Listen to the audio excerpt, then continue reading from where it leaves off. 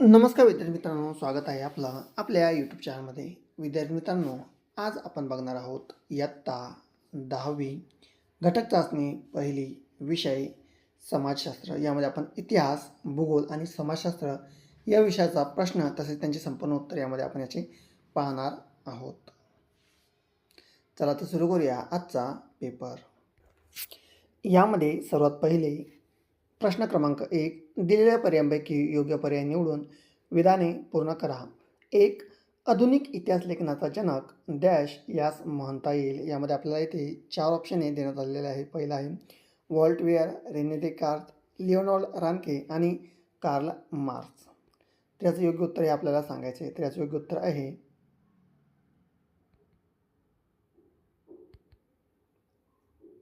व्हॉल्टेयर. तर आधुनिक इतिहास लेखनाचा जनक व्हॉल्टेयर यास म्हणता येईल. यानंतर यामध्ये 2, भारतीय पुरातत्व संरक्षण खात्याचे पहिले डॅश सरसंचालक होते. Alexander Cunningham, William Jones, John Marshall आणि फ्रेडरिक मॅक्सम्युलर. तर याचं योग्य उत्तर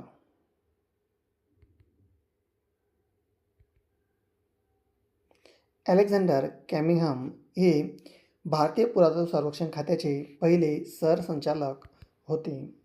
यानंतर पुढे 3, भारताचे राष्ट्रीय अभिलेखागार येथे आहे. अ. दिल्ली, ब. कोलकाता, क. मुंबई आणि ड. चेन्नई.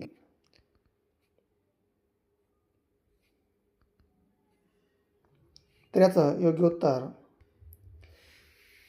भारताचे राष्ट्रीय अभिलेखागार दिल्ली येथे आहे. यानंतर प्रश्न क्रमांक 1, पुढीलपैकी प्रत्येक गटातील चुकीची जोडी ओळखा. यामध्ये हू वेअर शूद्राज, वंचितांचा इतिहास, स्त्री पुरुष तुलना, स्त्रीवादी लेखन, द इंडियन वॉर ऑफ मार्क्सवादी इतिहास इंडिपेंडन्स 1857 आणि ग्रँड टफ वसाहतवादी इतिहास. तर यामधील चुकीची जोडी आहे the Indian war of independence 1857. तर ही जोडी आपण दुरुस्त करून जर लिहायची म्हटली तरी आपण अशा प्रकारे लिहू शकतो. The Indian war of independence 1857 राष्ट्रवादी इतिहास. अशा प्रकारे ही जोडी आपण यामध्ये लिहायची आहे. यानंतर यामध्ये पुढील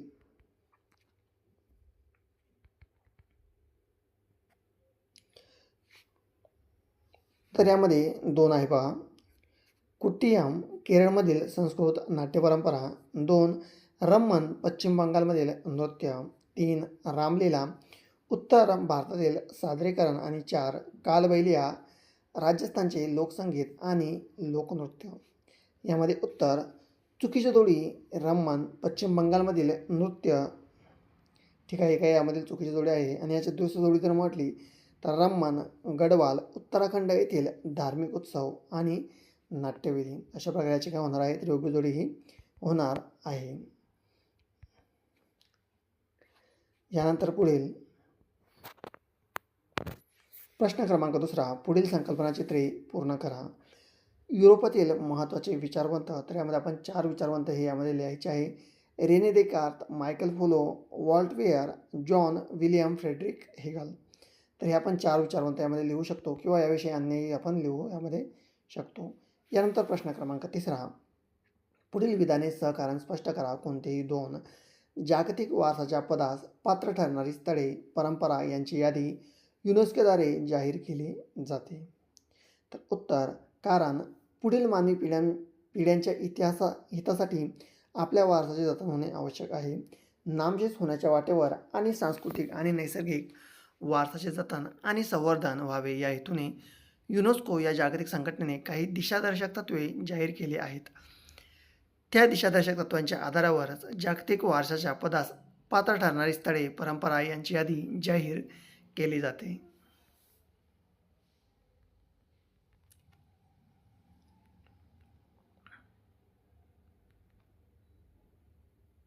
यानंतर 2, प्रादेशिक इतिहास लेखनाला चालना मिळाली. तर उत्तर कारण त्यामधील पहिलं, भारतीयांनी ब्रिटिशांविरुद्ध दिलेल्या स्वातंत्र्य लढ्याला प्रेरणा देण्यासाठी राष्ट्रवादी इतिहास लेखनाचा उपयोग झाला.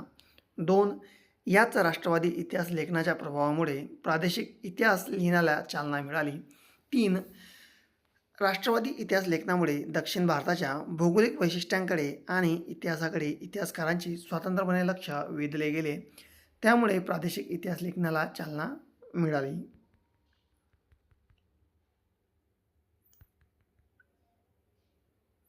यानंतर 3.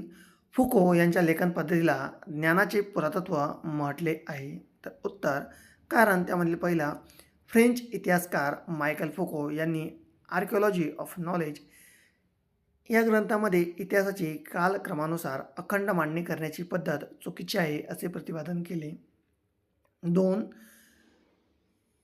पुरातत्वामध्ये अंतिम सत्यापर्यंत पोहोचणे हे उद्दिष्ट नसून भूतकाळातील स्थित्यंतराचे स्पष्टीकरण करणे देण्याचा प्रयत्न असतो, याकडे त्यांनी लक्ष वेधले. 3. फुको त्यांनी इतिहासातील स्थित्यंतरांचे स्पष्टीकरण देण्यावर भर दिला. म्हणून फुको यांना इतिहास पद्धतीच्या ज्ञानाचे पुरातत्वज्ञ असे म्हटले जाते. प्रश्न क्रमांक 4. पुढीलपैकी कोणत्याही प्रश्नाचे उत्तर थोडक्यात लिहायचे आहे. कोणतेही एक यामध्ये आपल्याला लिहायचं आहे. एकूण 3 गुणांसाठी. पहिलं, नैसर्गिक आणि सांस्कृतिक वारसा जतन करण्याच्या प्रकल्पातून कोणत्या गोष्टी साध्य होतात?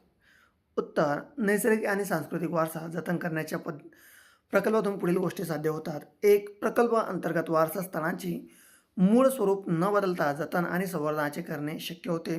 2. स्थानिक समाजाची घडण आणि मानसिकता, त्यांच्यापुढे असणारी वर्तमानातील विविध आव्हाने आणि लोकांच्या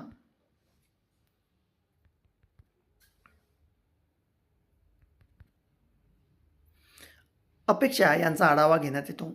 सांस्कृतिक वारशाचे जतन आणि संवर्धन करत असताना स्थानिक लोकांच्या भावना दुखावल्या जाऊ नये यासाठी कराव्या लागणाऱ्या उपाययोजनांचे नियोजन करता येते. स्थानिक लोकांच्या परंपरागत कौशल्यांना प्रोत्साहन देऊ शकते असे उद्योग व्यावसायिकांना चालना मिळावी त्यासाठी पद्धतशीर योजना करणे शक्य होते. यानंतर पुढील आहे 2.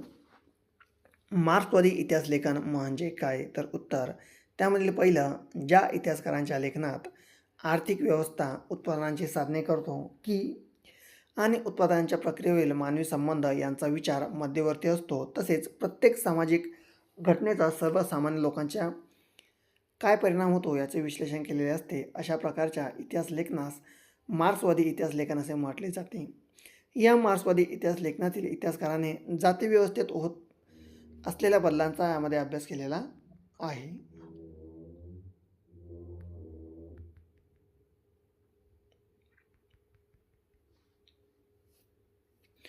यानंतर प्रश्न क्रमांक 5. दिलेल्या पर्यायांपैकी योग्य पर्याय निवडून विधाने पूर्ण करा. महाराष्ट्र आणि शासन संस्थांमध्ये महिलांसाठी जागा राखीव ठेवण्यात आलेल्या आहे. 25%, 30%, 40% आणि 50%. तर याचं योग्य उत्तर आहे 50% जागा राखीव ठेवण्यात आलेल्या आहेत. यानंतर यामध्ये 2. कोणत्या कायद्याद्वारे महिलांना त्यांचे स्वातंत्र्य जपण्याचा आणि स्वतःचा विकास साधण्यासाठी अनुकूल वातावरण निर्माण आहे? अ. माहितीचा अधिकार, ब. हुंडा प्रतिबंधक कायदा, क. अन्न सुरक्षा कायदा आणि ड. यापैकी कोणतेही नाही. तर उत्तर, हुंडा प्रतिबंधक कायद्याद्वारे महिलांना त्यांचे स्वातंत्र्य जपण्याचा आणि स्वतःचा विकास साधण्याचा अनुकूल वातावरण निर्माण केले आहे. यानंतर पुढील प्रश्न क्रमांक 6. पुढील प्रश्नांचे थोडक्यात उत्तरे लिहा. कोणतेही 2. 1. मतदानाचे वय 21 वरून 18 वर्षे केल्यामुळे कोणते परिणाम झाले? उत्तर, मतदानाचे वय 21 वरून 18 वर्षे केल्यामुळे पुढील परिणाम झाले. स्वतंत्र भारतातील नव्या युवा वर्गाला राजकीय हक्क प्राप्त झाला. लोकशाहीची व्यक्ती वाढ, भारतीय लोकशाही जगातील सर्वात मोठी लोकशाही मान्य केली. मतदारसंघांची वाढ झाली, परंतु ही वाढ केवळ संख्यात्मक नसून गुणात्मकही आहे. अनेक राजकीय पक्ष या युवा मतदारांच्या पाठिंब्यामुळे सत्तेच्या स्पर्धेत उतरले. भारतातील राजकीय स्पर्धेचे स्वरूप बदलले.